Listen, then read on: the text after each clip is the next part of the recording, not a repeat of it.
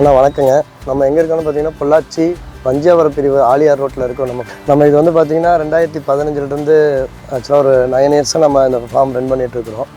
நம்ம இதில் இந்த ஃபார்ம் பீரியட் எப்படி வந்துச்சுன்னு பார்த்தீங்கன்னா சின்னதுலேருந்தே வந்து பார்த்திங்கன்னா பெட்டு மேலே வந்து அதிக ஆர்வம். அந்த இதில் வந்து பார்த்திங்கன்னா ஸ்டடீஸ் முடிச்சுட்டு வந்து பார்த்திங்கன்னா நம்ம அப்படியே இந்த ஃபீல்டுக்குள்ளே வந்துட்டோம். நம்மகிட்ட வந்து பார்த்திங்கன்னா பெட் ஐட்டத்தில் ஓவரால் எல்லாமே இருக்குது. அதில் ஸ்பெசிஃபிக்காக வந்து பார்த்திங்கன்னா சண்டை கிடாய்கள் வந்து பார்த்திங்கன்னா குட்டிகிட்டேருந்து பெரிய கிடா வரைக்கும் நம்ம எடுத்து கொடுக்குறது, நம்ம இப்போ வளர்க்குறது, பிடிக்கிறது, சண்டைக்கு ட்ரெயின் பண்ணுறது, வெளியில் போய் சண்டை, மதுரை, திண்டுக்கல் இந்த மாதிரி வந்து பெரிய பெரிய களங்களில் போய் கலந்துக்கிட்டு சண்டைக்கு நம்ம கிடா ரெடி பண்ணி சண்டை விட்டுட்ருக்குறோம். இதில் வந்து பார்த்திங்கன்னா அதில் துன்புறுத்தலுங்கிறது ஒன்றுமே இல்லை. அதுக்கு அது தேவை. அதுனா இப்போ சேவலுங்கிறது அது இயல்புலேயே வந்து சண்டை போடுற மாதிரி கிடாயும் வந்து சண்டை கிடா அது பேர்லேயே வந்து பார்த்திங்கன்னா மென்ஷனாக வந்து சண்டை கிடாய்கள் தான் மென்ஷனே ஆகும். சண்டை கிடாயின்னு பார்த்திங்கன்னா பொதுவாக எல்லாமே சண்டை கிடாயின்னு இது இல்லை.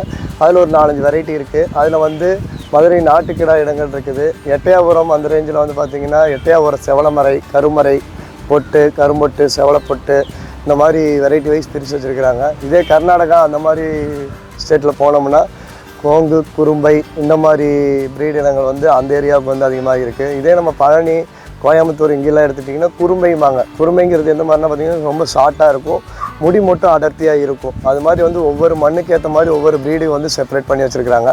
அதில் நம்ம சண்டைக்கு அதிகமாக வளர்க்குறதுன்னு பார்த்துக்கிட்டிங்கன்னா வந்து நம்ம தமிழ்நாடு ரேஞ்சில் பார்த்திங்கன்னா அதிகமாக வந்து பார்த்திங்கன்னா நாட்டு இனங்கள், நாட்டு சண்டை கிடாய்கள் தான் வந்து அதிகமாக. அதில் வந்து நாட்டு கிடாயில் வந்து பார்த்திங்கன்னா நாட்டு இனங்களும் இருக்குது. அதில் வந்து எட்டயாபுரமும் ஸ்பெசிஃபிக்காக அதிகமாக வளர்க்குறாங்க.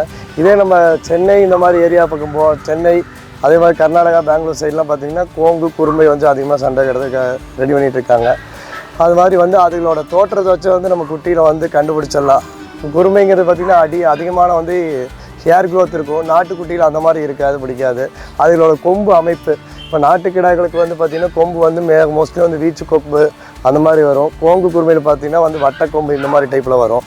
இதெல்லாம் வந்து ஸ்பெசிஃபிக்காக நம்ம குட்டியில் கண்டுபிடிக்க முடியாது. அது சிறந்த வந்து சண்டை கிடாய் ஃபீல்டில் இருக்கிறவங்க அந்த மாதிரி உள்ளவங்கள்ட்ட வந்து நம்பிக்கையாக எடுக்கும்போது உங்களுக்கு ஸ்பெசிஃபிக்காக இந்த ப்ரீட் வேணால் எடுத்து கொடுப்பாங்க. அதே மாதிரி குட்டி வளர்க்க ஆர்வப்படுறவங்களுக்கு வந்து நம்ம ஒரு சின்ன கருத்து என்னன்னா, குட்டி வந்து ரொம்ப இளங்குட்டி வாங்காதீங்க. வாங்கினீங்கனாலுமே அதை கரெக்டாக உங்களுக்கு கைட் பண்ண முடியும் அப்படிங்கிற பொருட்டு அது வாங்க. நிறையா பேர் நம்மள்ட்ட இப்போ எங்கிட்டையுமே வந்து நானுமே குட்டி எடுத்து வியாபாரம் பண்ணிகிட்ருக்கோம், பிடிச்சிட்ருக்கோம். ஆர்வத்தில் வாங்கிட்டு போகிறாங்க. அதுக்கு வந்து எடுத்தது எப்படி ஃபீட் பண்ணுறது என்ன, அதாவது தெரிலனா ஜஸ்ட் எங்களை மாதிரி வளர்க்குறவங்கள்ட்ட கேட்டால் நம்ம கைட் பண்ணுவோம். நீங்கள் உங்களுக்கு தெரிஞ்சிருக்குங்கிற ஒரு நம்பிக்கையில் தான் நம்ம வந்து பார்த்திங்கன்னா குட்டி எடுத்து கொடுக்குறோம். ஆனால் போனதுக்கப்புறம் வந்து பார்த்திங்கன்னா ஃபுல்லாக க்ரீன் ஃபீட் அதிகமாக கொடுத்துட்றீங்க, பால் அதிகமாக வந்து காய்ச்சாமல் கொடுத்துட்றீங்க. இந்த மாதிரி காரணங்களால் பார்த்திங்கன்னா குட்டி அதிகமாக மாட்டாட்டி ஆகுது. மாட்டாட்டிக்கு மெயின் காரணம் வந்து பார்த்திங்கன்னா உங்களுக்கு ஒரு சின்ன குட்டி எடுத்து கரெக்டாக கைட் பண்ண முடியும்னா அதுக்கு தகுந்த மாதிரி எடுங்க. இல்லைன்னா வந்து கொஞ்சம் ஒரு 4 மாதம் 5 மாதம் அந்த மாதிரி எடுத்துக்கிட்டிங்கன்னா உங்களுக்கு அது வளர்க்குறதுக்கு பிடிக்கிறதுக்கு கொஞ்சம் ஈஸியாக இருக்கும். அதே மாதிரி கிடாயில் வந்து ப்ரீடுன்னு பார்த்துக்கிட்டிங்கன்னா மோஸ்ட்லி ஒரு 4 ப்ரீடு தான். 4 ப்ரீடை வந்து நம்ம கலர் பேஸாக தான் நிறையாவாக பிரித்து வச்சுருக்கோம். தவிர கோங்கு, குறும்பை, நாட்டுக்கடை, எட்டயாபுரம் பொட்டு அவ்வளோதான். இதில் கோங்கு வந்து அந்த கலர் பேஸ் வந்து எப்படி பிரிக்கிறாங்கன்னா ஃபுல் பிளாக்கு, ஃபுல் ஒயிட்டு, பாதி ஒயிட்டு பாதி பிளாக் வரும்போது அது அப்ளக் கான்செப்ட் ஆகுதுங்க. அதே மாதிரி ஃபுல் கருப்பில் வந்து நெத்தி வெள்ளை இருந்தால் நெத்தி வெள்ளை, சுத்த கருப்பில் நெத்தி வெள்ளையும்பாங்க. அதே மாதிரி நம்ம எட்டயாபுரம் லைனில் போயிட்டிங்கன்னா வச்சுக்கோங்களேன், எட்டயாபுரம் வந்து நார்மலாக எட்டயாபுரம் பொட்டு குட்டிம்பாங்க. அதில் வந்து பார்த்திங்கன்னா எட்டயாபுரம் செவலமரம் இருக்குது, கருவா இருக்குது. எட்டயாபுரம் பொட்டில் வந்து பார்த்திங்கன்னா செவலப்பொட்டு இருக்குது, கருப்பு பொட்டு இருக்குது.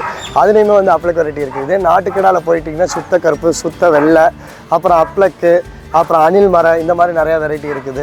இதில் கருப்பில் வந்து பார்த்திங்கன்னா 2 ப்ரீடாக பிரியும். கருப்பு வந்து பார்த்திங்கன்னா நாட்டுக்கிடாயில் வந்து ஒரு பிளாக் இருக்குது, கச்சக்கட்டி கருப்புங்குவாங்க. கச்சக்கட்டி கருப்புங்கிறத நீங்கள் எப்படி கண்டுபிடிக்கணும்னு பார்த்தீங்கன்னா காது வந்து மணிக்காது இவ்வளோ தான், அதாவது 1 இன்ச் அளவு தான் அதோட காதே இருக்கும். அது நம்ம தமிழ்நாடு லெவலில் பார்த்திங்கன்னா இப்போ ரொம்ப அதாவது அழிஞ்சிட்டு வர தருவாயில் இருக்குதுன்னு கூட சொல்லலாம். மோஸ்ட்லி வந்து ஒரு விரல் விட்டு எண்ணக்கூடிய கவுண்டிங்கில் தான் அந்த கிடாயோட இனமே இருந்துகிட்ருக்கு.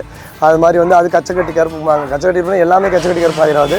சுத்த கருப்பில் அந்த காது வந்து கிளிக்காத இவ்வளோ தான் இருக்கும், 1 இன்ச் அளவு தான் அதோட காதே. மொத்த காதோட அளவு அது அறுத்தலாம் விட மாட்டாங்க. ப்ரீடே வந்து அந்த ப்ரீடோட காது அமைப்பே அந்த மாதிரி தான். அதுதான் வந்து கச்சக்கட்டி கருப்பு அந்த மாதிரி சொல்லுவாங்க. அதே மாதிரி நீங்கள் இப்போ சண்டைக்குன்னு ஒரு கிடா நீங்கள் செலக்ட் பண்ணுறீங்கன்னா அதை எந்த வயசுலேருந்து செலக்ட் பண்ணணும்னு பார்த்தீங்கன்னா குறைந்தபட்சம் 3 மாதம் தாய்ப்பால் கண்டிப்பாக விட்டுருக்கணும் அந்த குட்டிக்கு. 3 மாத குட்டிங்கிறது உங்களுக்கு உயிரடைக்கு ஒரு 15 கிலோ அந்த குட்டியோட லைவ் வெயிட் இருக்கணும். 3 மாதம் அந்த தாய்ப்பால் குடித்தால் மட்டும்தான் அந்த குட்டிக்குள்ள வீரியம் வந்து அந்த உடம்புல வந்து இருக்கும். என்னதான் வந்து இப்போ நம்மளே புட்டிப்பால் குடித்தாலும் அந்த தாய்ப்பாலோட ஆரோக்கியங்கிறது ஒன்று இருக்குது பார்த்திங்கன்னா. அதில் தான் வந்து நம்மளோட இம்யூனிட்டி எல்லாமே வந்து பூஸ்ட் எல்லாமே அதில் தான் இருக்குது. இல்லை நம்ம அதை விட்டு நம்ம இந்த மாதிரி 1 மாதம் 1 மாதம் இடத்துல வந்து குட்டி வந்து பார்த்திங்கன்னா நல்லா வளரும். ஒரு நீங்கள் பால்லாம் போட்டு வளரும். அந்த அதுக்குண்டான வளர்ச்சி இருக்காது. கொம்பு அமைப்பு இருக்காது. இதே வந்து அந்த 3 மாதம் 4 மாதங்கிறது நாங்களாம் வந்து பார்த்திங்கன்னா 6 மாதம் வரைக்கும்லாம் ஆட்டில் இருந்தெல்லாம் எடுத்துருக்கோம். 6 மாதம் வரைக்கும் ஆட்டில் இருந்தெல்லாம் விட்டு எடுத்துருக்கோம். அதோட வீரியங்கள் வந்து பார்த்திங்கன்னா இப்போ நான் 10 கிடா வச்சுருக்கேன்னா அந்த ஒரு கிடாயோட தன்மை வந்து நீங்கள் தனியாக காமிச்சு கொடுக்கும். அதுக்கு தான் நாங்கள் என்ன சொல்கிறோன்னா மோஸ்ட்லி வந்து குறைஞ்சது 3 மாதம் தாய்ப்பால் கண்டிப்பாக குடிச்ச மாதிரி குட்டி செலக்ட் பண்ணி எடுங்க. அதோட லைவ் வெயிட் பார்த்திங்கன்னா ஒரு 15 கிலோ இருக்கிற மாதிரி குட்டியாக எடுத்திங்கன்னா உங்களுக்கு மெயின்டைன் ஃப்ரீயாக இருக்கும். அதே மாதிரி பார்த்திங்கன்னா இப்போ கோடைக்காலம் வந்து ஆரம்பிச்சிருச்சு. இந்த மாதிரி கோடை காலங்களில் வந்து பார்த்திங்கன்னா இப்போ இதே நான் மரத்தில் வந்து பார்த்திங்கன்னா நிழல் பாங்கான இடம் தான் இருந்தாலும் என் மரத்தில் ஃபுல்லாகவே அந்த கயிறு கிடக்கும். பார்த்திங்கன்னா தெரியும், கயிற்று நம்ம கிடா போட்டு வச்சுருப்போம். ஆனால் இந்த கோடைக்காலம் வந்து ரொம்ப அதாவது நம்மளாலேயே வந்து ஒரு பக்கம் போயிட்டு வீட்டுக்கு வந்தால் அவ்வளோ ஒரு இதில் இருக்குது. அப்படிங்கிற தன்மையில் நம்ம கிடா என்னதான் காத்தோட்டமாக கட்டினாலும் இந்த வெக்கை வந்து அதுக்கு சேராது. கிடா வெளியே கட்டினீங்கன்னா ஒரே இழைப்பாக இருக்கும். அப்போ வந்து என்ன பண்ணிங்கன்னா மோஸ்ட்லி உங்கள் கட்டுத்தரையை வந்து காலையிலே நல்லா கூட்டி விட்டுட்டுங்க, மஞ்சள் தண்ணி கொஞ்சம் கல்லுப்பு சேர்த்துங்க, அந்த தண்ணிகளுக்கெல்லாம் தெளித்து விட்ருங்க. அதே மாதிரி ஒரு 12 மணி 1 மணிக்கு வந்து தண்ணி வந்து நீங்கள் வெறும் தண்ணி கொடுக்கலாம், கஞ்சி தண்ணி கொடுக்கலாம், கொஞ்சம் கடல புண்ணாக்கு ஆட் பண்ணி கொடுத்தாலும் கொடுக்கலாம். கொடுத்துட்டு அதே மாதிரி கட்டுத்தரையை வந்து லைட்டாக ஒரு கூட்டி விட்டு அப்படியே சாணியோட புழுக்கையோட இது பண்ணாமல் லைட்டாக ஒரு கூட்டி விட்டு அப்பையும் கொஞ்சம் மஞ்சள் தண்ணி போட்டு நல்லா தெளிச்சு விட்றாங்க. அந்த இடத்த வந்து நல்லா குளுமையாக வச்சுக்கணும். இந்த குட்டியெல்லாம் பார்த்தீங்கன்னா டாகை விடவே ரொம்ப நம்ம மேலே ரொம்ப இதாக இருப்பாங்க. குட்டிகிட்டு இருந்து அது நான் சொன்ன மாதிரி நீங்கள் ஒரு 3 months 4 months இருந்தாலும் ஒரு குட்டி நீங்கள் கைப்பட வளர்த்திட்டிங்கன்னா எங்கே போனால் சும்மா நாய்க்குட்டி மாதிரி ஜஸ்ட் நம்ம பின்னாடியே வரும், பின்னாடியே போகும். நம்ம போய் ஒரு பக்கம் கிணத்துலேயே குளிச்சோம்னா அது மொட்டை கடலை கூட பார்க்காது. நம்ம மேலே உள்ள ஒரு கேரிங்கில் அதுவும் குதிச்சிடும். நம்மளை என்ன பண்ண போகிறோம் அப்படிங்கிற ஒரு கேரிங்கில் வந்து பின்னாடியே வந்து குதிச்சிடும்.